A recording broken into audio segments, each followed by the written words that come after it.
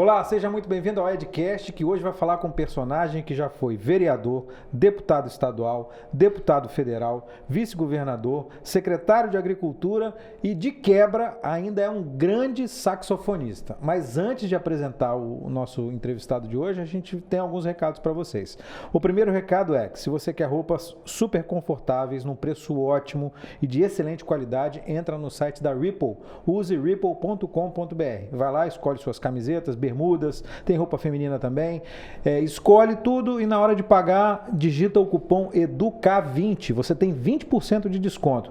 Os preços estão muito legais, já são muito legais e tem mais 20% de desconto, você não vai se arrepender.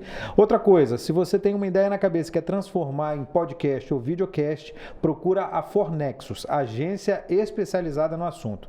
Você chega com a ideia e sai daqui com o seu produto prontinho, preparado para você postar nas redes sociais, para você distribuir por aí do jeito que você quiser.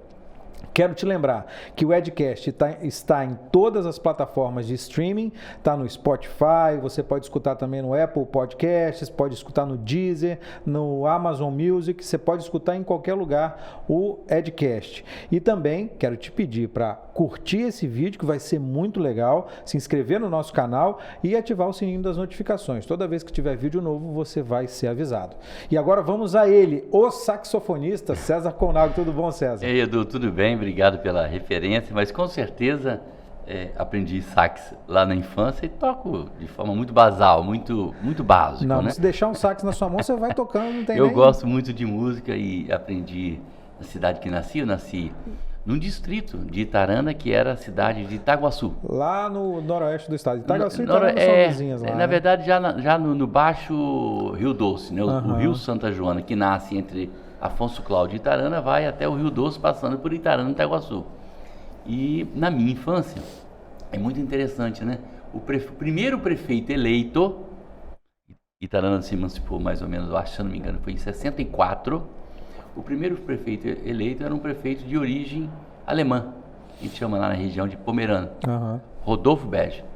E talvez pela influência da sua religião, eu imagino isso, né? Porque ele não era instrumentista, ele não era músico.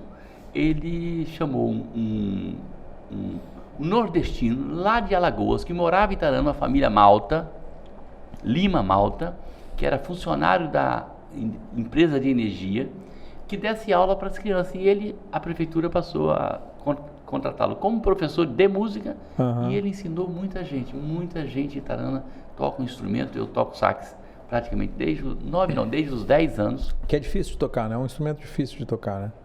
Não, todos os instrumentos, depende um pouquinho de você, talvez assim, um pouco do professor, depende um pouquinho da idade. Eu acho que a idade influencia muito para aprender algo. Sempre é mais fácil, até porque a criança tem mais tolerância, mais animada né, na infância.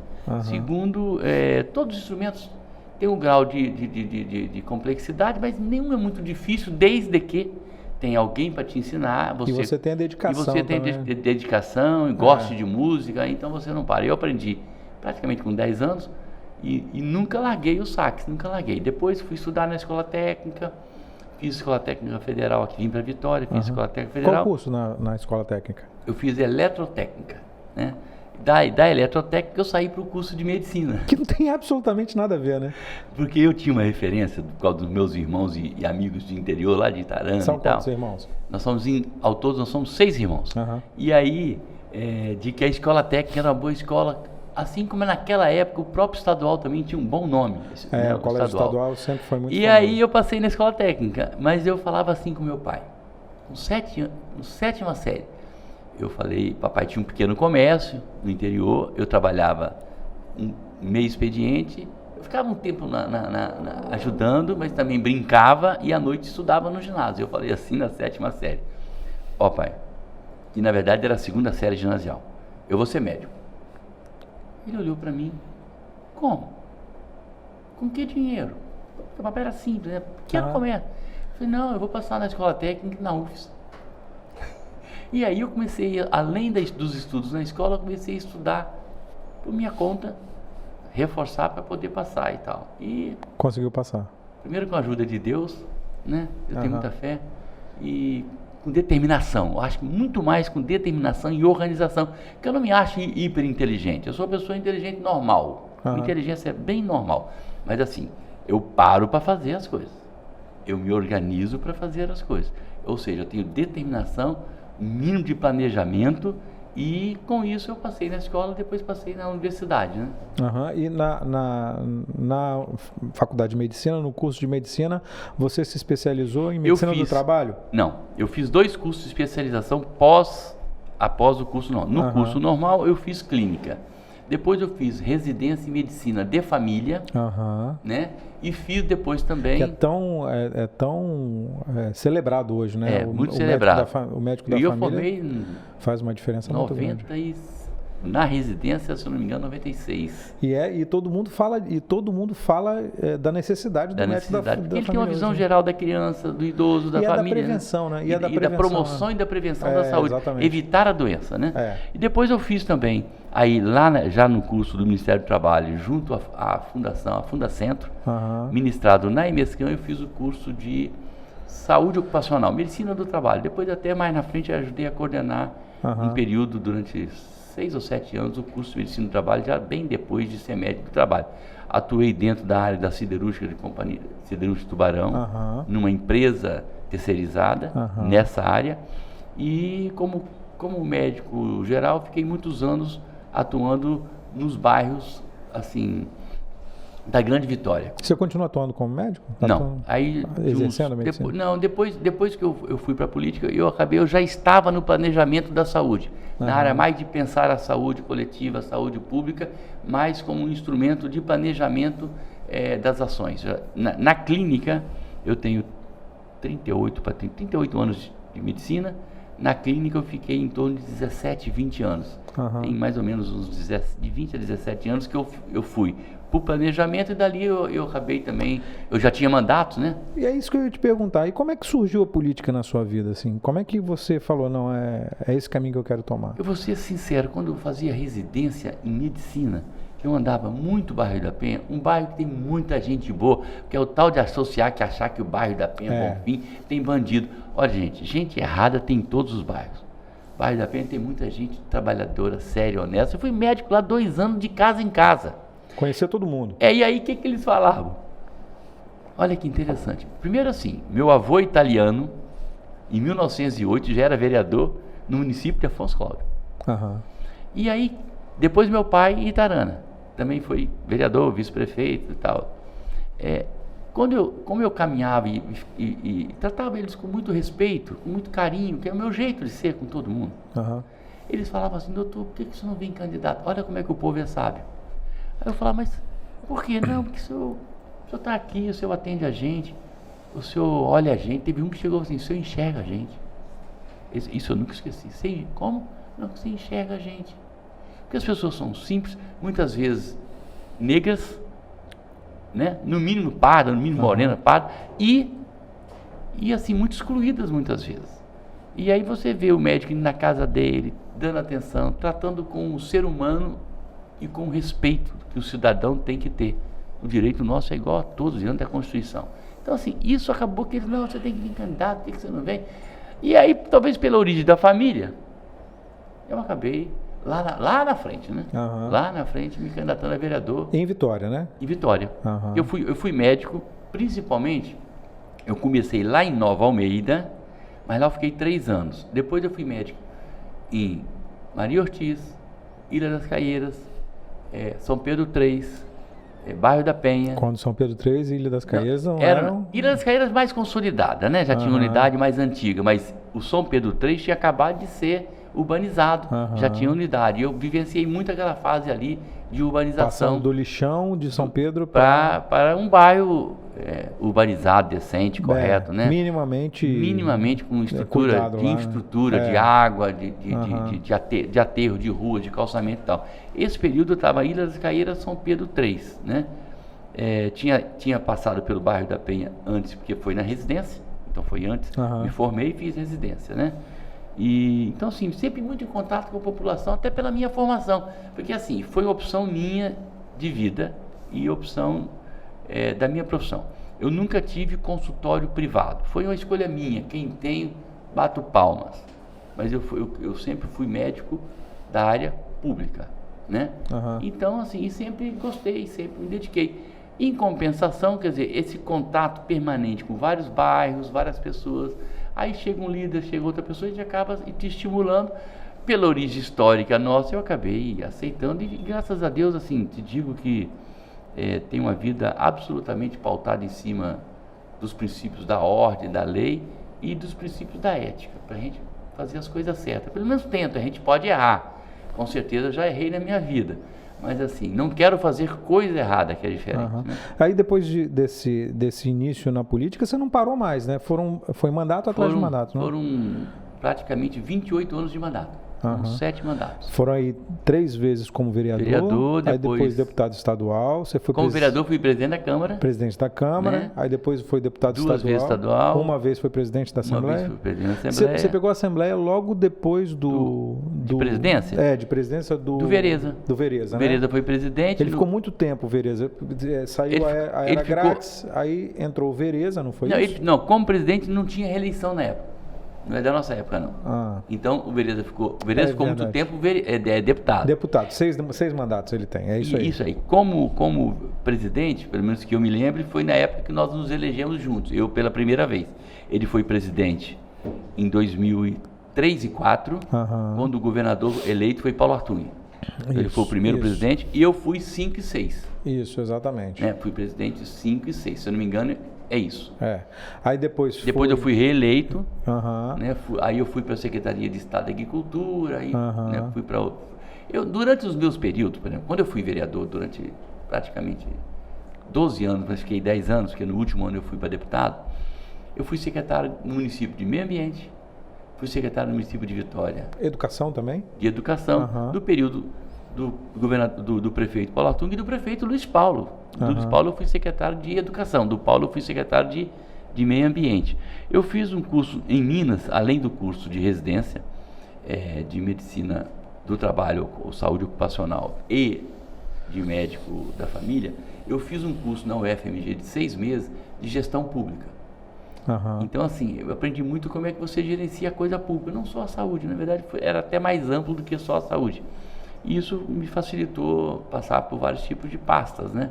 No Estado, depois já lá na frente eu fui secretário de Estado da Agricultura, que eu tenho uma paixão.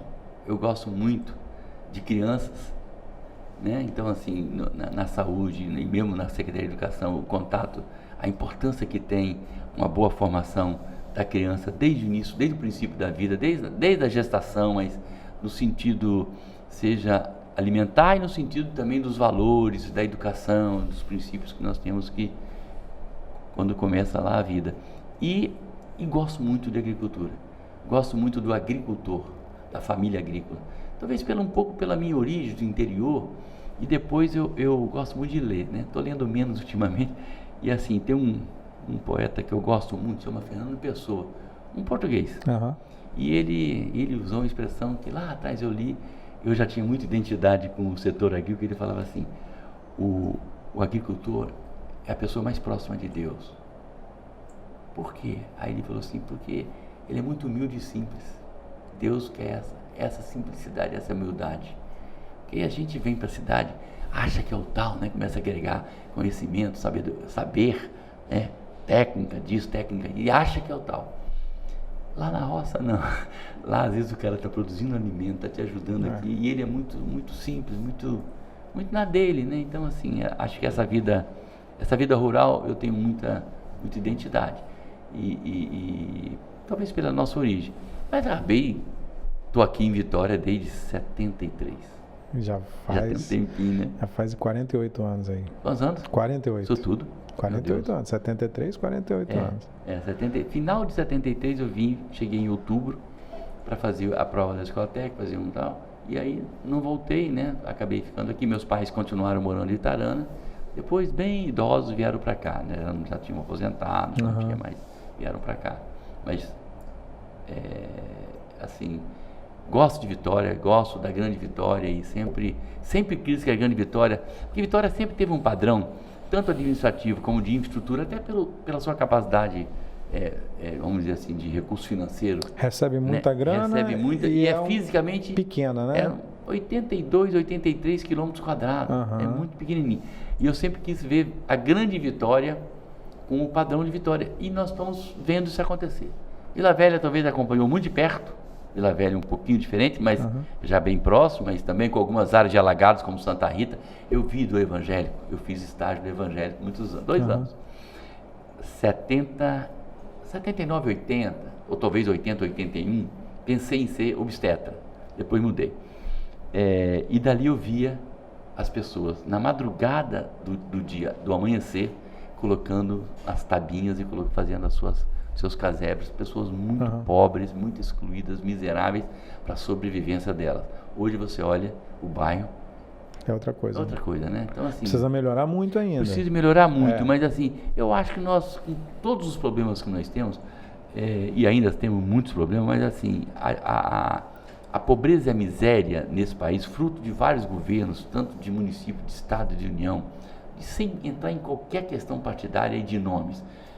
Se eu olho hoje para trás e vejo eu chegando em Vitória em 73, as coisas melhoraram. Tem muita coisa por fazer? Tem. E com certeza muita coisa importante ainda por fazer. Mas também não é aquela condição de tanta miséria que nós tínhamos na década de 60, 70, né? Acho que nesse sentido nós demos um salto. Eu sou um otimista. Eu vejo, lógico assim, não podemos deixar de enxergar a realidade. Tem muita gente no Brasil, dados de recente, né? Tem em torno de 13 a 14 milhões de pessoas que têm dificuldade de ter um prato de comida, né? É triste isso, né? Triste, é triste isso, né? Um país... A gente é tão rico no final das contas, né? Não, assim, temos problema. Eu estava vendo um dado agora recente, o censo daqui do estado. Isso é preocupante, talvez seja até um pouco fruto da pandemia. 10,5% das crianças de 10 a 14 anos, censo 2020, estavam em 2020 fora da sala de aula. Isso é muito preocupante, porque cada ano estudado significa que você vai agregar na sua vida profissional uma renda melhor. Com certeza. Então, assim, educação, alimentação, saúde, né? São coisas muito básicas, evidentemente que também as questões psíquicas, o amor, o carinho, isso tudo soma na construção do ser humano. César, eu queria voltar um pouco lá. Quando você estava na Assembleia, você pegou um período turbulento na política do Estado, né? Que foi a transição do antigo presidente da Assembleia, José Carlos Grátis, a transição de governo do antigo governador Zé Inácio para o governador Paulo Artung. Foi um momento onde se falava muito de crime organizado, se falava muito de corrupção. O governo do ex-governador José Inácio passou por uma série de escândalos de corrupção. Como é que era o clima na Assembleia e como é que foi legislar nessa época? Na verdade, assim, nós vivemos um momento de uma ruptura, né?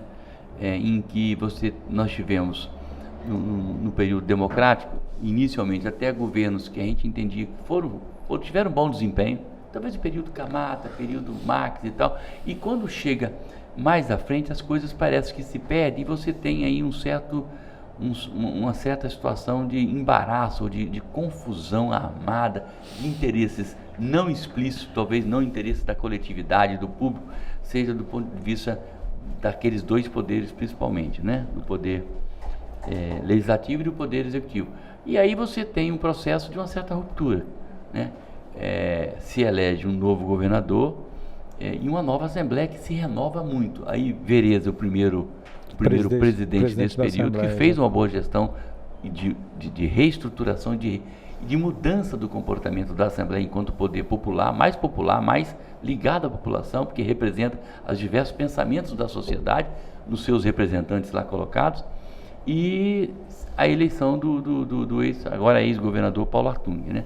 Eu fui líder desse período, fui líder do governo, depois, num período na frente, também fui presidente da Assembleia. Foi um momento de mudança, de reencontro com a democracia, reencontro com processos éticos, de decência, de transparência e, acima de tudo, de trazer a crença do capixaba nos poderes para que ela pudesse se desenvolver. Não tem desenvolvimento econômico, social, se não tiver a política fazendo as coisas que devam ser feitas. Tudo bem, mas o clima, o que você sentiu na Assembleia nessa época? Como é que era o clima? Como é que eram os servidores da Assembleia com os deputados que estavam chegando? Como é que era, como é que foi essa transição? Na verdade, assim... Porque a Assembleia tomou muita pancada, né? Foi uma ruptura, foi um momento meio tenso, meio difícil, né? Até costumo falar assim, talvez o Vereza enfrentou a situação mais difícil, porque eu já chequei, já tinha havido corte, e ele foi fundamental nesse processo com a mesa diretora, composta na época. Foi um momento muito tenso, até porque também tinham servidores do passado muito viciados. Então toda essa mudança, tanto que no período que, por exemplo, que nós tivemos por lá, tanto o Vereza como eu, estabelecemos a importância aprovando lei no sentido que tivesse concurso para a Assembleia, e foi feito no meu período já, concurso para taquigrafia para algumas áreas, porque tudo era indicação política. Você não tinha um poder assim que tinha um certo corpo técnico estável, em que você tem os assessores, evidentemente, de confiança, comissionado que você coloca para dirigir uma mesa e mesmo o seu mandato, mas tem que ter um corpo técnico como tem hoje. Hoje você tem um corpo muito preparado, e aí foi muito tenso. Foi muito porque, assim, de uma certa forma, as pessoas habituaram àquele velho esquema, sabe, de montar aquela estrutura para que servisse a poucos. Nós queríamos uma Assembleia que servisse a todos, né? E com transparência, com decência, com políticas públicas. E aí, assim, as coisas começaram a se encaixar, como diz o mineiro, o trem começou a voltar para a linha, né? Começou a voltar para o seu rumo. Você é um dos fundadores do PSDB, não é isso? Sim. O PSDB deu uma sumida no cenário, deu uma mergulhada e tal. E eu queria te perguntar uma outra coisa. Hoje, o presidente da Assembleia passou por uma situação que chamou muita atenção das pessoas, que foi a antecipação da eleição da mesa diretora, né? Ele tentou antecipou a eleição em mais de um ano, prevendo o período eleitoral, não sei o que. Isso deu uma repercussão muito ruim. Você acha que isso teve, de alguma forma, relação com aquele período antigo da Assembleia? Porque muita gente associou. E o que você achou dessa medida do Eric Musso em relação a isso? Primeiro, eu tenho muita estima pelo Eric. Eu acho que ali foi uma derrapada que, como eu também na minha vida, também já dei minhas derrapadas. Isso e, evidentemente, nós estamos vivendo um período que isso é muito salutar para a democracia, em que a transparência, em que o acesso às pessoas e informações é muito superior hoje do que 20 ou 30 anos atrás. Então, assim, os homens, você quer entrar na vida pública, eu não sei quem usava essa expressão, falou, se você está entrando, você está colocando a sua cara para bater, saiba disso. Então, assim, tem que saber que a transparência, a postura, os atos, são todos muito pautados em cima de quê? Em cima da ordem, da lei e da decência. E, assim, aquele período anterior era o período do vale tudo. Só que isso, tá certo? Hoje a sociedade nem imagina uma situação mais dessa. Então, assim, aquela ruptura e a construção, né, de 92 para cá, se no período, acho que o período é esse, 92 não, 2002. 2002, com a eleição do novo governador, de uma nova Assembleia, com a mídia, a imprensa, os meios sociais e mesmo as redes mesmo hoje, sociais, muito mais presente, você tem que ter uma postura muito mais republicana, muito mais decente, muito mais clara de qual é o seu papel. Eu acho que no passado se confundia muito. Quando não, entrava mesmo para fazer a coisa errada, né? Mas às vezes não. E eu me lembro de uma vez uma pessoa falar assim, César, mas era um negócio, não era correto? Lá na Câmara. Mas César, vai lá também, cara. Assim, cara, deixa eu na minha. Porque assim, eu não vou fazer alguma coisa que eu acho que não está dentro daquilo que eu acredito que sejam os meus princípios e aquilo que a sociedade aceita. Então assim, que amanhã, tudo que você faz mal feito vai aparecer, né? Vai aparecer. Não tem jeito. Eu me lembro de uma conversa, umas vezes, lá atrás com um líder religioso, e ele falou assim, César, o mal feito por si só é barulhento. O bem feito, ele me deu assim, achei tão lindo assim, as coisas boas, bem feitas pelo político, é obrigação nossa. É obrigação. Agora, o mal feito por si só ele por si só divulga, né? O bem feito é mais difícil da divulgação, porque é obrigação, é do seu padrão. Então, assim, nós vivemos uma época, lá atrás, foi muito difícil. Isso passou, e eu acho que agora, com a sociedade muito mais moderna, muito mais transparente, os jovens, as pessoas estão falando, eu acho que o jovem está muito mais ligado hoje do que no passado, porque no passado só quem estava no movimento estudantil, seja secundarista, seja universidade, é que tinha mais informações. Muitos ficavam... Você fez parte do movimento estudantil, né? Eu fiz, mas eu não fui muito de frente, não. Desde o movimento estudantil, que teve talvez na figura, na universidade, quando eu cheguei, de algumas lideranças daquele momento, e o Paulo foi um deles, exatamente, né? Assim como tivemos outras lideranças, Claudino de Jesus e tantos outros, eu participava, mas não ia de cara. Logo ali, aí é uma questão de identidade. Logo ali eu comecei a fazer movimento popular, não foi em Vila Velha. Sabe aonde? Em Vista da Serra. Eu era estudante de medicina, estudava, pegava às vezes um sábado, um domingo ou alguma noite, em bairros que estavam se estruturando e ia fazer movimento popular, porque eu tinha mais identidade com essa coisa mais popular. E isso acabou, que me colocou muito em contato com essas comunidades na Serra, inicialmente, depois Vitória, e quando eu fui ser médico, já formado e com residência, para onde eu fui? Para a Serra. Eu fui lá para Nova Almeida. Né? Serra. É Serra. Depois eu fui para onde? Para Ilha das Caieiras, São Pedro, Bairro da Penha. Então, assim, acabou que virou uma certa identidade com a população mais, assim, que precisava mais dessa atenção. E isso, depois, mais na frente, ficou, assim, eu acabei entrando na política, volto a falar, tem uma questão, evidentemente, familiar, mas muito pelo contato com essas pessoas que me estimulavam. Ah, doutor, vem. Mas por quê? Ah, porque você está aqui com a gente, o senhor conhece a gente te conhece. Voltando a falar do PSDB, nessa época de ruptura e transição, o PSDB era muito forte. Vinha com o presidente do Brasil, logo depois dos dois mandatos do presidente do Brasil, que era o Fernando Henrique Cardoso.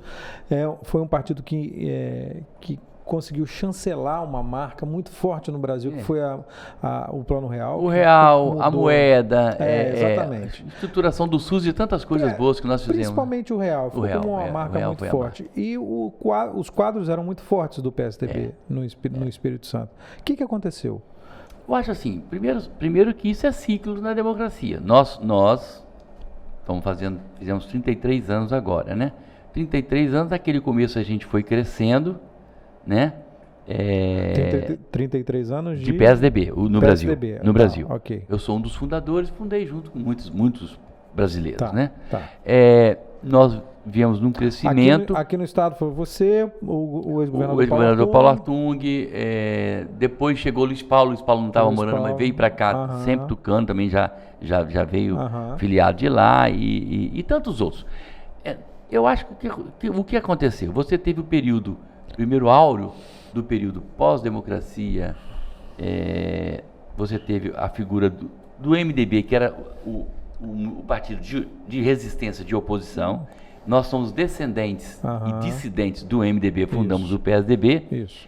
Teve o nosso período, o Fernando Henrique, que fez muita coisa por esse país. Acho que talvez a moeda, o real, o plano real é a coisa mais assim evidente, mas o fortalecimento do SUS, o fortalecimento das questões educacionais com o ministro Paulo Roberto e tantas coisas voltadas para a questão econômica e social. Depois chega a vez do PT, que inicialmente, quer dizer, muito do que o Lula fez no primeiro mandato, segundo, muitas coisas foram de continuidade. Ele, muito inteligente, deu continuidade a muitas coisas da gente, do ponto de vista da economia, principalmente, e do combate à inflação, acabar com a hiperinflação, né? Ter uma moeda forte, para que as pessoas pudessem comer só no momento em que você criou a nova moeda no plano real, muita gente passou a ter acesso à comida, porque ali houve distribuição de renda. Então isso sim foi muito marcante e importante. É evidente que passamos um período, nos desgastamos pelo tempo, até também por equívocos e erros que qualquer partido comete, né? E isso é cíclico. Na democracia é cíclico. Você assiste isso aqui, assiste em outros países, na Europa, mesmo nos Estados Unidos. Você pode ver que tem uma época do período dos democratas, de repente eles se desgastam, ficam, sei lá, 8 anos, talvez 12 anos, vem um republicano, fica, lá é muito bipartidarismo, diferente lá daqui, né? Bipartidário, certamente. Tem mais partidos, mas só tem os dois que se consolidam, né? Então, assim, isso é da democracia. Eu acho que a gente tem agora, com os nomes colocados hoje na pauta, né? A gente tem chance de retomar, evidentemente, um certo protagonismo. Mas mesmo com o Geraldo em São Paulo, com o Zé Serra candidato, a gente sempre teve aí contribuindo com a discussão de que Brasil queremos, que Brasil nós queremos construir, que futuro nós queremos para nós, seja para o Brasil, seja aqui no caso para o Espírito Santo, né? Isso é fundamental. E assim, e aí a escuta, a conversa, a participação dos movimentos organizados, seja dos movimentos populares, movimentos empresarial, seja do comércio, da indústria, da agricultura, das lideranças de um modo geral da sociedade, sejam religiosas, sejam da área que for, todo esse debate para a gente construir um país e um estado cada vez melhor. Eu acho que, eu tenho até dito, né, nas caminhadas, eu tenho saído muito na sexta e no sábado, né, e domingo, às vezes voltando domingo, que o Espírito Santo nos últimos 20 anos deu um salto. Eu não posso deixar de reconhecer o que foi feito nos últimos 20 anos, mas ele merece mais. Eu acho que temos que ganhar mais velocidade, aproveitar a nossa vocação, o nosso potencial. O Espírito Santo é um estado muito assim, muito potentoso, sabe, tem agricultura forte, tem terras férteis, tem trabalhadores rurais e outra, não tem quase latifúndio, muito micro, pequeno produtor rural, né? Você tem uma indústria estabelecida também potente, você tem um comércio forte na Grande Vitória, mas também nas regiões Polo, Colatina, Linhares, São Mateus, Cachoeiro, Itapemirim. Então, assim, é um estado relativamente pequeno, 4 milhões e pouco de pessoas, né? Que tem uma vocação e um potencial muito grande, e a gente pode cada vez mais, a política, acertando na política, a gente pode ter um estado que com certeza já é bem colocado em vários itens nacionalmente, mas pode evoluir muito mais e merece muito mais. Isso é discurso de candidato, pré-candidato. Você é pré-candidato a governador? Sou pré-candidato. Evidentemente que eu dependo de uma convenção do partido, que é só o ano que vem, né? Nós estamos conversando isso muito, tanto aqui, né, como também nacionalmente. Eu tenho um percurso e uma história assim, de praticamente mais de 30 anos de vida pública, 28 com mandato, mas mais de 30 anos de vida pública, em diversas áreas. Eu acho que acumulei uma boa experiência e, acima de tudo, eu conheço cada município. Eu já fui várias vezes a todos os municípios. Dos quase 180 distritos, em torno disso, e o distrito conta sede, eu praticamente conheço 167, se eu não me engano. Você está contando isso? Está anotando? Estou anotando. Esse número eu tenho, do dia eu somei, tem tempo que eu não vejo, mas tipo assim, eu vou para Icoporanga, eu conheço os distritos de Icoporanga. Qual distrito está faltando? Porque não, tem alguns faltando.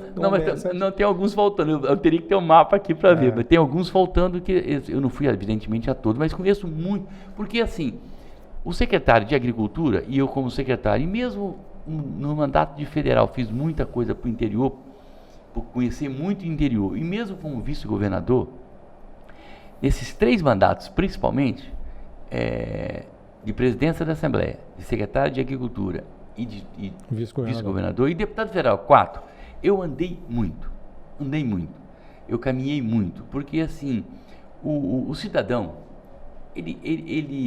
eu costumo falar, ele quer o seu abraço. Às vezes você não fala nem diretamente com ele, mas ele quer que você visite o seu município e de lá você fale.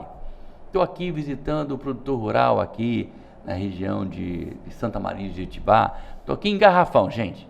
Tá vendo aquele trecho lá de Garrafão, entre Garrafão, 2 km? Outro dia o Nelson Mirting me falava aí, César, aquele pedacinho lá que liga o mesmo distrito que tinha 2 km de rua, ele se separa num pedacinho. Quem fez aquele asfalto? Eu não sei, não me lembro. Você. Porque vai lembrar de tudo, como, né? E é muita ação, muitos anos de vida pública. Na verdade, o governo Paulo Atum que fez, né? Eu era secretário de Estado da Agricultura. Então, assim, andei muito, fiz muito, trabalhei muito, com o maior prazer, e entendendo isso como direito do cidadão. Nunca achei que eu estou dando nada a ninguém de presente. Isso é direito dele, ele paga imposto. Ele quer de volta o seu imposto em quê? Ele quer de volta em serviços em obras de infraestrutura, seja calçamento, esgotamento sanitário, água. Eu peguei um período ainda que algumas comunidades do interior não tinham água potável. Aliás, eu lembro em São Pedro, no governo, aí eu não tinha mandato, mas eu participando enquanto já ator político, entregando água potável. O que parece absurdo hoje, né? Parece absurdo. Na Grande Vitória, em São Pedro. Governo, sabe quem? Albuíno. Cesan expandindo. Final dos anos 80, começo dos anos 90, não é isso? Final de 80, isso. Então, gente, ali em São Pedro. Então, assim, levar serviços, infraestrutura para todo o Espírito Santo, para que todo mundo tenha acesso àquilo que lhe é de direito e que reafirma a importância da sua cidadania, da sua dignidade humana, sabe? Ter acesso à saúde, à educação do seu filho, ter boas estradas. Nós temos um Estado que tem competência e capacidade para isso. É só juntar força, competência, uma boa equipe técnica, uma boa orientação política para que as coisas aconteçam no tempo certo. Você acha que essa disposição política, essa sua disposição política pode marcar uma retomada do PSDB no Espírito Santo? Pode, até porque assim, o PSDB tem uma história no Espírito Santo e tem uma história brasileira. Pode retomar. Não tem partido perfeito, o partido dos homens, né? Então, nós podemos retomar, até porque nós temos uma bancada, né, expressiva, já de 10% da Assembleia, 3 deputados. Nós temos, entre vereadores, prefeitos e vice-prefeitos. Os 3 deputados são Vandinho Leite, Emílio Mameri e o nosso pastor lá de Cachoeiro, o Mansur. Marcos Mansur. Pastor Marcos está no 3º mandato dele, se eu não me engano, 3º mandato de deputado estadual. Tenho quase certeza que são 3 mandatos. E assim, nós temos entre prefeitos, vice-prefeitos e vereadores, mais ou menos 62 mandatários. Tem uma meta para essas eleições? A nossa ideia é a gente ampliar o número de prefeitos. Para isso nós vamos fazer um trabalho de filiação. Isso só para 2024, 2024, né? Para 2022, para o ano que vem. Consolidar 3 deputados ou continuar 4. Com os 3 pelo deputados menos 3, que já é 10% da Assembleia, 3 ou 4 deputados. Evidentemente tem uma representação federal, porque ela é importante, como já tivemos recentemente, nos últimos anos. E hoje nós estamos sem. Fazer pelo menos o quê? Um deputado federal? Pelo menos um deputado federal, né? E discutir a questão majoritária, Senado, vice-governador e governador. Coloco o meu nome por toda uma experiência, por toda uma vivência. Evidentemente, assim, tem um passado e uma história, tá certo? Que me dá condições de sair por aí conversando sem receio. Sem receio. Sabe, não tenho... Fiz as coisas que eu achava de ia ser feitas e não tenho medo e nenhum receio do meu passado. Agora, você está colocando o seu nome como pré-candidato a governador do estado. A gente recebeu aqui, já conversei inclusive com o Aldifas, que também se colocou como pré-candidato. Também recebi aqui o Aridelmo, que se colocou como pré-candidato também. Todo mundo que tem alguma relação ou já teve alguma relação com o ex-governador Paulo Artung, que é tido como do grupo do ex-governador Paulo Artung. E aí? Quem que ele vai escolher no final das contas? Não, primeiro, o maior respeito pela figura humana e política do Paulo, me dizer que eu sou tucano e dependo muito das decisões dos tucanos, né, nacionalmente e aqui. Evidente que o apoio dele sempre é muito, muito referenciado. Segundo, você falou de 2 nomes que eu tenho muito respeito, né? Sou amigo do Aldifas há muitos anos, fez boa gestão na Serra. Sempre foi uma pessoa muito... Tá na pista aí, tá rodando o estado inteiro. E acho bom, até porque quem escolhe é o eleitor. E para não deixar, evidentemente, e Aridelmo, que tem uma referência de um professor assim, renomado. Então, assim, acho bom para a política, quem dera que os bons nomes, que nomes decentes, de gente decente, de gente que tem postura, que tem respeito com o dinheiro público, que tem respeito com a vida do irmão, da vida pública do povo capixaba, que conheça minimamente de planejamento público, né? Que conheça minimamente de economia pública, de políticas sociais voltadas para aquelas áreas essenciais da vida humana. E aí eu estou falando de gente que conhece isso é importante. E aí o debate vai ser riquíssimo. Quem escolhe? O eleitor. Ele é soberano, ele vai escolher quem ele quiser, tá certo? César, mas se tiver muito candidato é ruim. Primeiro que esses muitos candidatos vão se afinando e chega no final, isso tem uma certa convergência. Até porque tem aquilo que eu falei, você tem vagas, um pode vir para deputado federal, ou mesmo para senado, para vice-governador, governador. Isso vai se conversar até julho do ano que vem. Segundo, o eleitor ter opções boas é muito bom para o Espírito Santo e para a democracia. Isso significa que existe uma possibilidade de composição no futuro ou sua candidatura está decidida, você vai ser candidato a governador do estado? A minha candidatura depende do meu desejo, da minha vontade e do meu partido, da convenção. Metade do caminho. Já está andado. Eu quero ser candidato a governador, estou colocando o meu nome, é o que eu quero, já fui deputado estadual, deputado federal. É o que está faltando. É o que está faltando, é o que eu quero ser, que tem muito desejo de fazer muita coisa boa pelo Espírito Santo. Até brinco, se eu já fiz muito, tem muito o que fazer ainda. E aí eu acho que é nessa posição. Evidentemente que eu não posso ser arrogante, né? Mas assim, é isso que eu quero construir com o meu partido, até porque o meu partido precisa também de construir relações com os outros partidos. Nós estamos todo mundo conversando. Eu conversei com todos os pré-candidatos meses atrás. E isso é muito bom. Com todo mundo? Com praticamente todos, porque os que estavam colocados eu conversei com todos. Com todos. Então assim... Conversou com o Manato? Conversei com o Manato, conversei com o Guerino, conversei com o Aldifas, conversei com todos. Né? Não conversei com um que talvez está se colocando agora, fala aqui com o Contarato, mas os que estavam colocados, conversei com todos. Por quê? Porque, primeiro, não sou inimigo deles. Segundo, eu tenho os ideais sociais-democratas do PSDB e nós vamos ter que somar com outros partidos. Então, assim, lá na frente vai ter que conversar mais. Boa questão. Você falou dos valores social-democratas. Os valores sociais-democratas estão mais para o lado da direita ou estão mais para o lado da esquerda?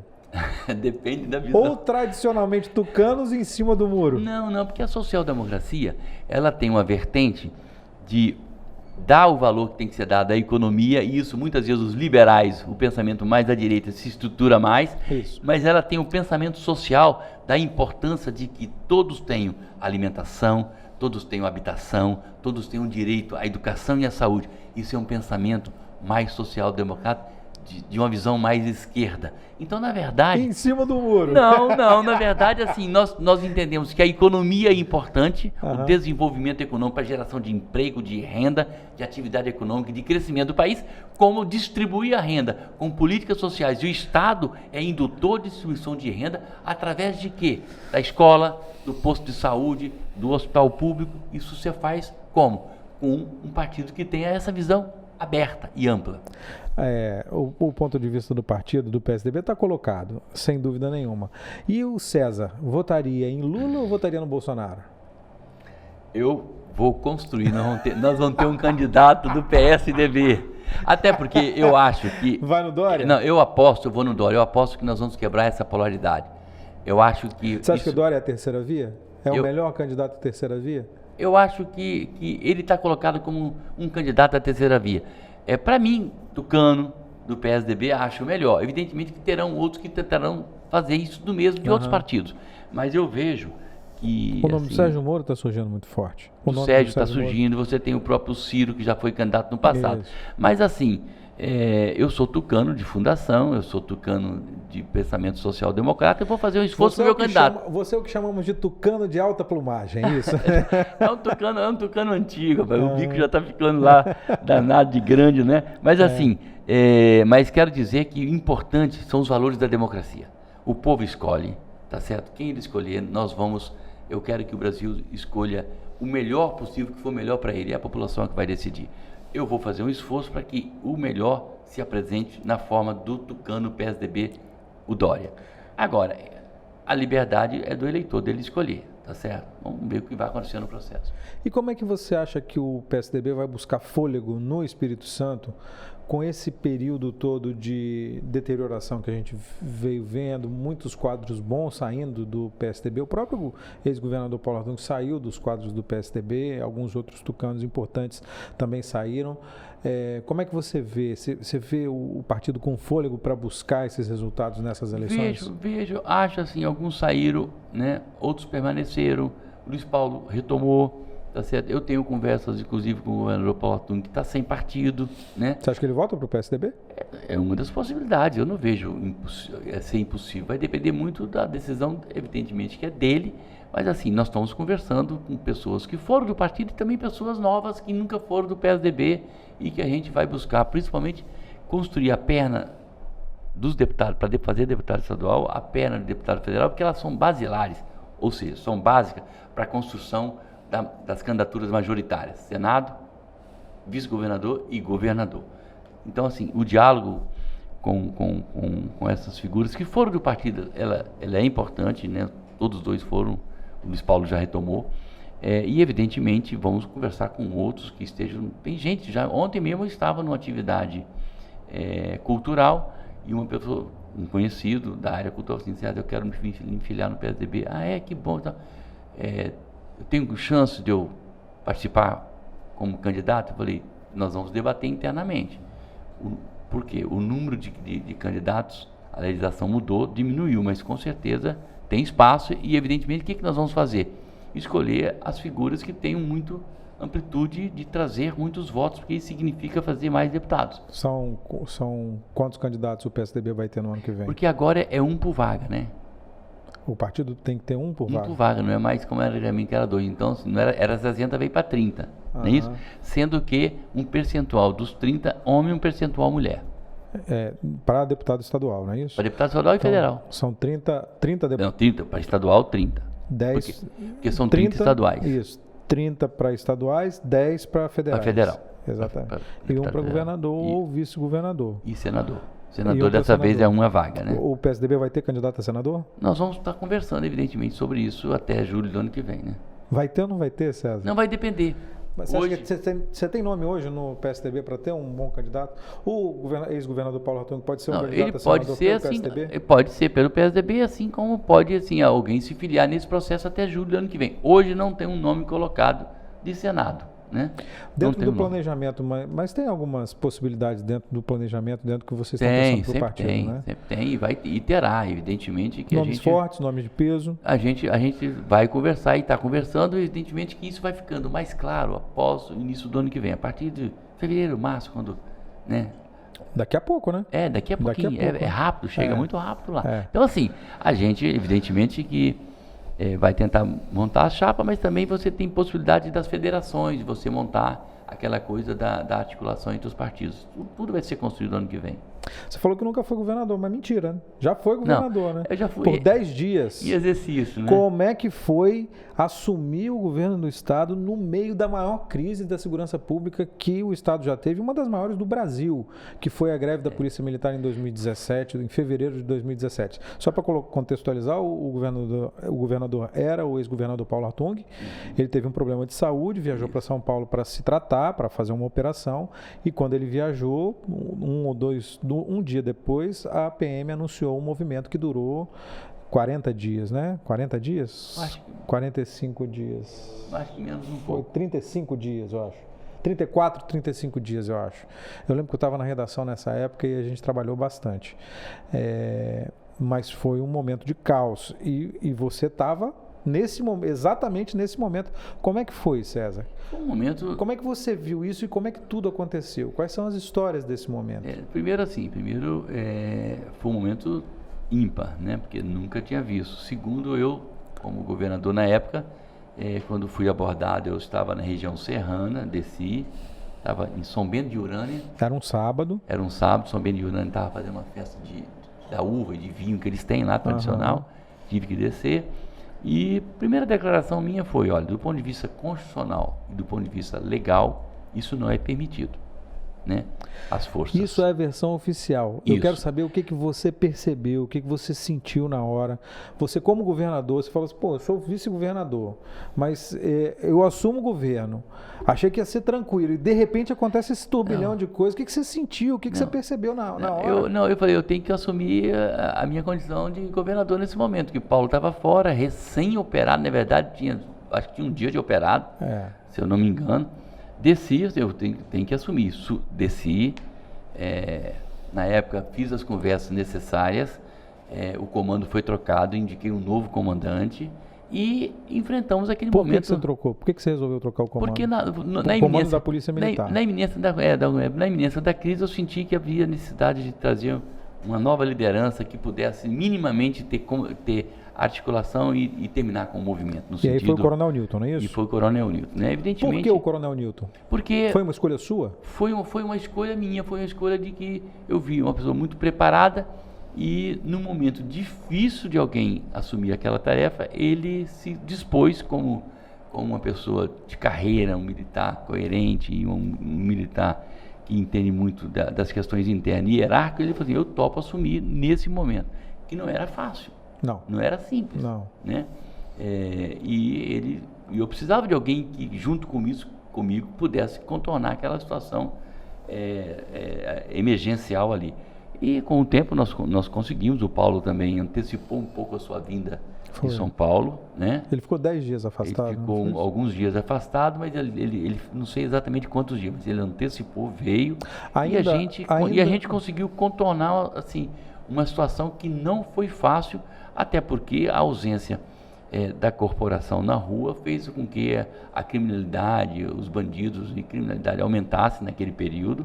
E eu assim, foram mais de 200 mortes. Eu sou uma pessoa sempre muito calma. Eu sou sempre sou muito equilibrado. Aliás, o meu presidente falou isso, o presidente Bruno do PSDB falou assim, César, você é sempre muito cauteloso e equilibrado.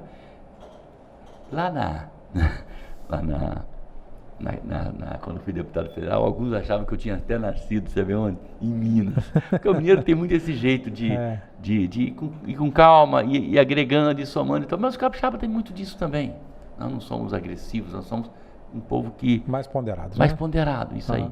E a gente conseguiu, naquele momento dificílimo, contornar. Né? Tiramos lições importantes dali. O ex-governador Paulo Arthur teve participação quando ele estava no hospital ainda? Você conversava com ele? Tivemos conversa, evidentemente que ele nunca deixou de ser o governador, evidentemente estava de licença médica, mas tivemos conversas e ele até antecipou a vinda dele. Então foi um momento assim em que eu fiz o meu papel de vice-governador e de governador em exercício e com certeza o Espírito Santo voltou à normalidade e evidentemente também ações do próprio governo depois foram feitas no sentido de debater essa questão da segurança pública e até a própria legislação adequada. Então assim, eu acho que... O que você aprendeu com esse episódio? Eu aprendi de que assim, é preciso, o governo primeiro sempre tem que ter muita liderança, tem que ter muito claro, um planejamento muito claro de como é que estão as situações das mais diversas áreas, para que você possa diagnosticar, um termo mais médio, diagnosticar e perceber situações que às vezes pode te escapar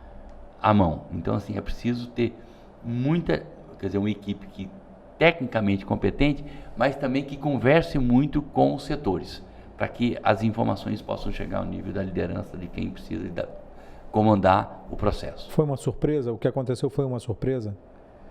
De certa forma, a gente não esperava esse movimento, até porque historicamente nunca aconteceu, nunca tinha acontecido. Nunca tinha acontecido, segundo pela previsão constitucional e legal. Então, assim, não imaginava que chegasse a esse sistema. E aqui não quero desmerecer a pauta de reivindicação que todas as categorias têm, né? Mas a forma, aí eu questionei. Por que aconteceu? Aí teria que talvez quem fez foram eles, né? Foi parte, algumas lideranças da corporação. Eu te digo que o governo tinha planejamento, tinha ações para todas as áreas do Estado. Não foi por omissão nossa. Aí eu não saberia te responder. Teria que talvez alguém que de certa forma participou, fez esse movimento. Porque assim, existia governo, existia planejamento, existiam ações claríssimas em todas as áreas. É possível apontar um responsável, um grupo responsável por esse movimento no Espírito Santo?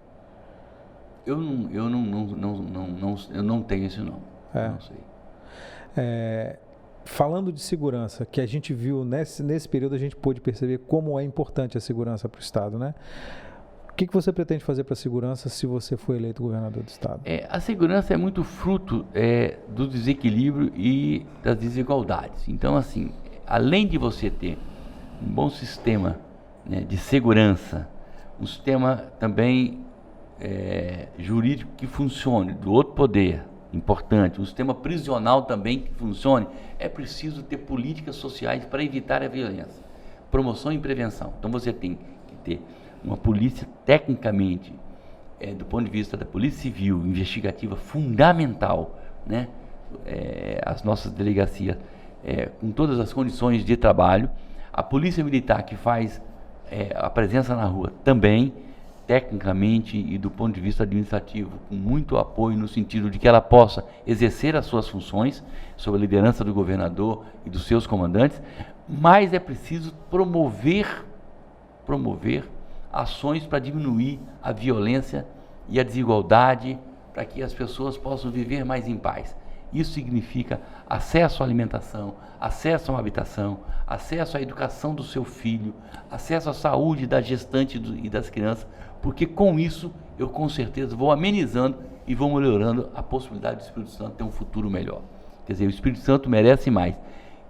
É isso que eu ia te perguntar, como é que você vê a situação da segurança hoje no Espírito Santo com o governador Renato Casagrande? Eu acho que a velocidade das coisas eu acho que o governo precisa ter mais velocidade no sentido de estabelecer os seus padrões administrativos. Aí eu falo de um modo geral, tá certo? Acho que você tem por exemplo, esse ano você teve aumento do feminicídio, esse ano. Em novembro nós já batemos o que aconteceu o ano passado, e também a taxa de homicídio cresceu em relação ao passado recente. É preciso ver o que está acontecendo. É preciso ter um diagnóstico claro de que a violência aumentou porque na pandemia tem mais fome e tem mais violência. Tudo bem, isso é parte, né? Isso até pode ser uma verdade, não tenho certeza absoluta dessa afirmação que às vezes você ouve. Agora, é preciso que a Polícia Civil e a Polícia Militar estejam preparadas, estejam com o seu efetivo e o seu potencial na plenitude para que dê condições de evitar e de combater o crime. Fazia muito tempo que o Estado não tinha uma reposição de forças como teve nesses últimos anos. O atual governo estadual tem feito alguns concursos públicos, tem admitido policiais, tem engrossado um pouco. A gente sabe que saem mais policiais, né? A gente sabe que tem um déficit, a população vai crescendo, os índices vão aumentando, é difícil repor mesmo, até pela burocracia do Estado, de ter que fazer um concurso, ter que formar, ter que treinar e não sei o que e tal. Mas mesmo assim, você acha que o caminho é esse, contratar mais policiais, esse olhar que a segurança pública tem que ter, é assim que a segurança pública vai melhorar? É tendo mais policiais militares, mais policiais civis? É esse o caminho? Volto a falar, Edu. Esse é um dos caminhos. Então você tem que ter minimamente, em cima da experiência das próprias polícias, né? Da visão do que está acontecendo no Estado em termos de crime, você tem um efetivo que seja compatível e necessário, nem acima do necessário e nem aquém daquilo da necessidade, seja na investigação da Polícia Civil, que tem um papel fundamental, e na presença e na função. Isso é um problema no interior muito, né? Você que roda muito no interior, a gente ouve muito falar disso, né? De falta de delegado em alguns municípios, de falta de investigador em alguns municípios. Então, assim, essas questões têm que ser vistas com uma lupa, com um olhar muito voltado e, evidentemente, como é que você tem uma sociedade que construa a paz, que construa mais condições de ter menos violência, de ter menos problemas de violência. Por quê? Pela desigualdade, pelo fato de você, às vezes, você vê o outro tendo e você não tem nada, ou tirado de você. Então, assim, essa questão social, de promoção e prevenção, ela é fundamental para diminuir esses índices, porque depois, senão, não tem polícia que dê conta, tá certo? Você vai ter um Estado policial, você tem que ter um Estado que tem muita educação, muita saúde, muitas políticas sociais, e que isso, com o advento disso, você tenha menos conflitos, portanto, menos violência. E você acha que isso está devagar no atual governo do Renato Casagrande? Eu acho que do ponto de vista da educação, do ponto de vista de algumas áreas sociais, o investimento tinha que ser mais rápido, mais efetivo, para que você não tenha, por exemplo, nenhuma criança fora da escola. Mas você não acha que é uma cobrança muito dura em meio a um período de 2 anos de evidentemente pandemia? Não, aí você pode falar assim, mas na pandemia, César, isso evidentemente desorganizou um pouco, de um modo geral, porque não é um período absolutamente normal, né?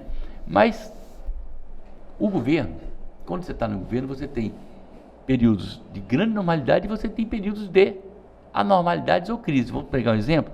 Nós já tivemos lá no passado grandes chuvas que trouxeram grandes desastres. Inclusive no começo de 2020, no começo da pandemia, teve uma chuva que destruiu teve uma chuva grande. Então, estado, assim, né? aí você tem que ter uma estrutura icônica. Eu me lembro que a estrada que vai para Vargem Alta, ela praticamente teve um pedaço que desapareceu. Vargem Alta sofreu muito. Então, também. assim, você tem que ter a capacidade de respostas mais rápidas. Para isso, você tem que ter uma equipe técnica muito preparada, de muito contato com as lideranças políticas dos municípios, os prefeitos, né, as representações das câmaras municipais, as lideranças mesmo da sociedade local, para que essa interlocução se dê e você efetivamente, com a equipe preparada, consiga, junto com as prefeituras, no caso de, nós estamos falando de desastres naturais, que tem muito a presença da prefeitura, e o Estado levando esse suporte para responder o mais rápido possível. Você acha que essa resposta não tem sido rápida? Eu acho que ela pode ser mais veloz. Você citou, a gente estava falando de segurança, mas aí acabamos citando essa questão dos desastres naturais, você citou educação, citou saúde. Você acha que essas respostas para essas pastas que são tão importantes, são pastas essenciais, educação e saúde, também são lentas? Eu cito um dado que é oficial, né? Você tinha uma defasagem, talvez fruto aí da pandemia, de muita gente não conseguindo fazer as suas cirurgias necessárias, que ocorrem, você precisa, estava defasado, e você tem, por exemplo, crianças fora da sala de aula, fruto da pandemia. Como é que você enfrenta? Na crise você tem que ter estratégias e bolar situações diferenciadas, porque senão você vai se imagina 10% das crianças fora da sala de aula, de 10 a 14 anos. É um absurdo, né? Isso é perder boa parte dos recursos da educação, estão indo para onde? Então, assim, ter um diagnóstico claro da crise e uma proposta clara para enfrentar a crise. Tudo bem, num período de normalidade, mas de vez em quando você tem situações no Estado. Você está vendo no Brasil Central o quê? O fogo. Lá do Mato Grosso do Sul, que até um companheiro meu que foi deputado federal comigo, lá do Mato Grosso. Do Mato Grosso. Você vê fogo. Você vê algumas regiões de enchentes. Você vê no Brasil como um todo, aliás, no planeta, um vírus. Então, como se preparar para isso melhor e dar a melhor resposta? Tá certo? Fundamental. Você acha então que a resposta não foi adequada? Eu acho, eu no governo teria lá atrás comprado vacina, mas não teria esperando nunca o governo federal, que demorou. A vacinação demorou a chegar no Brasil. Mas não tinha vacina disponível no mercado, né? Não, lá fora já estava vacinando. Você acha que dava para o Estado comprar? Por que não? Você teria o próprio governador Renato falou nisso. Uhum. Só que quando ele eu acho que acionou, já estava praticamente chegando as vacinas. Exatamente. Né, as vacinas aqui nacionais. E ele nem conseguiu para comprar, não tinha disponibilidade no mercado. Porque aí todo mundo estava comprando. Todo mundo estava comprando. Mas literalmente o mundo inteiro. Mas aí tinha que fugir da fila e a Europa fazer não sei o que de forma. Não é fugir da fila, é ter antecipado, ter ido muito rápido, entendendo que a vacina é importante. E assim, aí ficou até, aí não é o governo, ficou até uma polêmica boba de que a vacina não tem essa eficácia, né? Aí não é o governo não, estou falando de pessoas. Bobagem. A vacina é importante, mesmo que ela não dê uma eficiência de 100%, mas ela está ajudando, e quanto mais pessoas vacinarem, melhor, e quanto mais rápido, melhor, menos morte. E aí falando com você como médico agora, como médico de formação, porque essa foi a linha adotada pelo Dória lá em São Paulo. Isso. Ele fez o acordo lá com a Sinovac. E partiu rápido e fez a vacina. Mas a Coronavac é a que tem a menor eficácia entre todas as vacinas. Em alguns casos, menos de 50%, comprovadamente, de acordo com pesquisas da Anvisa, né? Você não acha que aí também se atropelar um pouco? Você acha que essa foi a conduta correta, mesmo tendo uma eficácia lá embaixo? Não, primeiro que a eficácia não é tão pequena. Quer dizer, você não ter nada e ter 50% de garantia que você não vai ter a doença, é melhor do que não ter nada. Segundo, você pode reforçar, tanto que nós estamos reforçando. E vai se reforçar. Terceiro, assim, eu acho importante ter partido, até porque a ciência tinha pouca informação. Ainda não tem todas as informações, mas já tem bem mais do que lá no início. E aí, uma coisa que está cada vez mais clara, nós vamos conviver com esse vírus. Ele vai estar aí, até às vezes geneticamente se modificando, fazendo mutações. Já tem a mutação nova aí. Mas a gente está cada vez mais se preparando para combater ali. E assim, eu sempre cito, em algumas entrevistas que eu dei nos últimos tempos, de que nós temos que olhar para o céu e dar graças a Deus, porque 17, 18, 19 e 20, principalmente 20, em que a pandemia se espalhou na Europa, a média se calcula que tenha morrido, ninguém sabe ao certo quanto. Fala de 50 milhões a 150. E a média aqui, assim, mais pactuada pela Organização Mundial de Saúde, que morreram 72 milhões. É muita gente, né? De europeus. Só europeus? Praticamente europeus. Ela ficou muito... Como não tinha o meio de transporte que tem hoje, ela ficou muito restrita à Europa. Então, assim, morreram até agora no mundo, não sei... Você tinha uma população mais velha também, né? Uma população de idosos maior, que é mais maior, suscetível. isso. E segundo também, assim... mas agora eu quero tirar o chapéu para a ciência, porque, na verdade, o vírus é muito recente e a vacina foi desenvolvida com muito pouco tempo. 1 ano, né? 1 ano. Então, assim, isso é um avanço técnico da ciência no mundo, no planeta, fantástico. Imagina se não tivesse levássemos um tempo para produzir uma vacina, o que teria morrido de gente, até porque hoje os meios de transporte, né, navio, avião e tantas possibilidades, teria disseminado no mundo inteiro. Então, assim, eu acho que não morreu pouca gente. Foram muita gente. Pelo menos mais de 3 milhões no mundo, não sei exatamente quanto hoje. No Brasil, 615 mil mais ou menos até antes de ontem. Não é pouca gente. Não. Mas não se compara com 72 milhões de pessoas só no continente. Então, assim, eu tenho que afirmar que as coisas estão melhores. Né? Graças a Deus e a ciência fazendo a sua participação. Você falou que conversou com quase todos os pré-candidatos. Você conversou com o governador, Renato Casagrande? Conversei, talvez o primeiro lá em junho, julho tivemos... Eu tenho com ele uma relação boa, pessoal boa, né? E muito respeito. Conversamos final de junho, se eu não me engano, ou iniciozinho de julho, tivemos uma conversa. E foi uma conversa boa. Eu tinha trazido aqui o Dória e tinha trazido o Eduardo Leite. Não tinha trazido naquela época o Arthur. Trouxe o Arthur só agora, Arthur Vigílio. Mais recente, mais perto da... Fiz questão de trazer porque, como democrata e como um tucano, eu pensei, por que eu não vou trazer os três? Né? Conversei isso com o Vandinho, ele concordou e trouxemos aqui. Vandinho, que é o presidente do PSDB. Que é o presidente do PSDB, deputado estadual e está à frente do partido. Tem eleição quando do partido? Eu não tenho certeza, mas eu acho que os mandatos vão até o final, até o início do próximo ano, se eu não me engano. Ano que vem, então, a eleição do PSDB e as eleições, né? As eleições. Então, assim, eu só voltando... Você é pré-candidato à presidência do partido também? Não, isso eu não conversei isso com ninguém, não fiz nenhum movimento nesse sentido, né? Eu estou mais fazendo mesmo a pré-candidatura de governo. Mas aí, conversando com o governador Renato Casagrande... Com o governador, tivemos uma boa conversa e depois de ter conversado com ele, falamos que nós temos uma relação sempre amistosa e até porque, falei com ele, o PSDB fez uma convenção e te apoiou. Nós vamos conversar. O próximo, fiz até uma brincadeira assim, o próximo campeonato, a próxima tabela do próximo campeonato, zerou. É uma outra conversa. E aí ele disse, César, mas vamos manter a interlocução. Vamos manter a interlocução. Não vamos deixar de conversar. Mas o partido, até porque ele na vida dele construiu isso muito, no seu partido, precisa de partido, né? Time que não joga campeonato não cria plateia. Nós precisamos de ter movimentos para ter candidatos a deputado estadual, candidato a deputado federal e, evidentemente, a disputa nacional, né? Eu conversei ontem mesmo com o Embaçaí, que é assessor lá direto do secretário de governo dele, a disputa estadual ajuda na questão nacional, na questão da candidatura nacional. Então, assim, nós estamos conversando e depois que estive com o Renato, conversei com outros pré-candidatos, né, dos mais diversos partidos, com muito respeito, até porque essa definição só se dá em julho do ano que vem e nós vamos, evidentemente, ter possibilidades aí de algum tipo de aliança com um ou outro. Isso está colocado.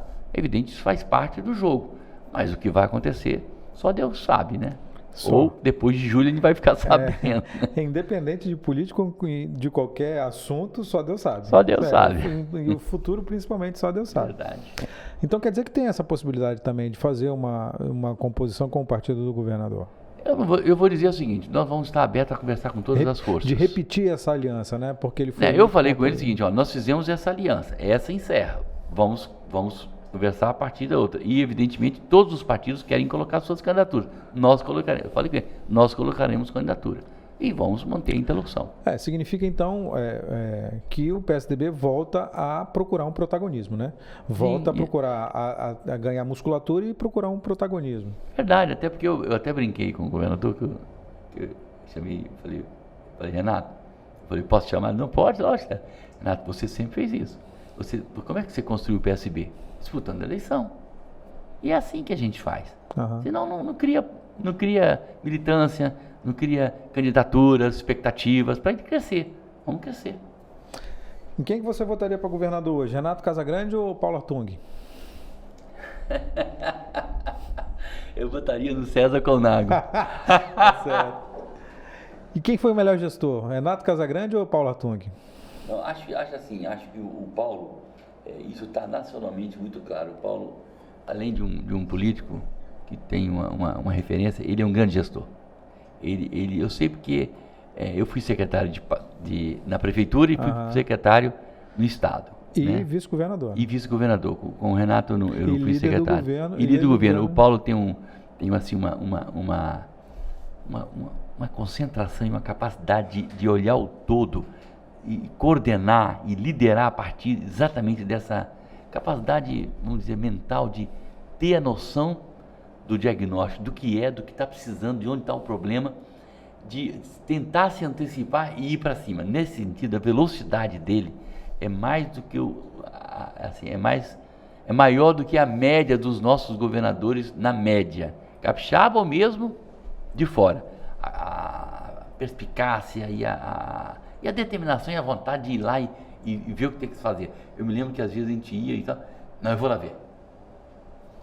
Então, assim, é muito presente, muito ativo, muito veloz. O ex-presidente do Banco Central, Armínio Fraga, que foi posto como o ex-ministro Sérgio Moro, o ex-juiz Sérgio Moro, já anunciou o Armínio Fraga, como o futuro ministro da Fazenda, ou ministro da Economia, se ele fosse eleito, né? Anunciou como parte da equipe. E num evento recente, um evento online, o Armínio Fraga falou que o melhor nome para presidir o país hoje seria o do ex-governador Paulo Artung. O que você acha disso? Porque o Paulo é isso, o Paulo tem uma capacidade política muito interessante de aglutinar lideranças de forças políticas, que é importante para o mandatário, porque as forças políticas representam o pensamento da sociedade nas suas mais diversas facções e visões. E, por outro lado, na questão gestão administrativa, ele tem ele é um grande administrador. Então, assim, ele tem uma capacidade imensa e muita coisa aqui. É incrível. E aí, na hora de escolher, também escolhe bem a equipe técnica para que possa dar conta daquilo que é desafiador muitas vezes para o governo. Então, assim, é um grande político, um grande gestor. Tanto que essa referência do Armínio é porque, assim, viu o que construiu aqui na sua vida mesmo. Na sua vida, onde está lá hoje e por onde passou. Como vai ser... O próprio BNDES, no período que foi do BNDES e tal. Como vai ser 2022? Como vai ser o ano político de 2022? Eu acho que é sempre um ano bom. Porque é um ano da democracia, um ano da efervescência em que a sociedade passa a discutir o quê? A política discute ela discute o futuro. Que futuro que eu quero? O que eu quero construir? E aí, por que é bonito? Porque é democrático. Todos participam de uma certa forma. Através, eu quero participar mais. Vire um partido, seja qual for. Você vai lá, está direcionando candidaturas. Não quero partido. Pô, mas participa dos debates, vai assistir coisas na televisão, na rádio, na internet. Então você tem 1000 maneiras de participar. E principalmente, né? Que a escolha, no final das contas, é no seu voto, lá naquela cabine indevassável, que você vai lá e escolhe aquele candidato que você quer para presidente da República, para governador do estado, para prefeito da sua cidade lá na frente, mas aqui no caso agora para deputado estadual, federal. Então, assim, a democracia, eu acho que a eleição é que você coroa, você embeleza muito a democracia com a participação popular, com os votos. César Colnago, pré-candidato a governador do estado para 2022, confiante? Confiante, com muita vontade e disposição. Nós vamos ganhar essa eleição. Escreve aí. Legal, está escrito. César, muito obrigado. Valeu. Obrigado a você, Eduardo.